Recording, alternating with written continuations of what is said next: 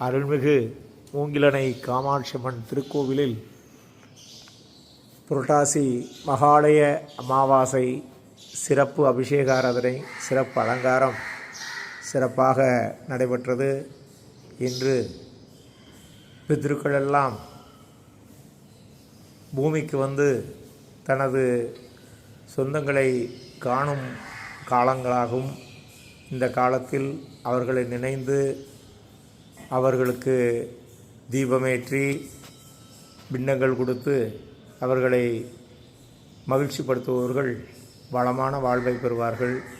அன்னை காமாட்சியின் திருவருள் அனைத்து ஆத்மாக்களுக்கும் ஒரு சாந்தி அளிக்கக்கூடிய இன்றைய தினம் அன்னையின் அருள் அனைவருக்கும் கிடைக்கப்பெற அன்னையிடம்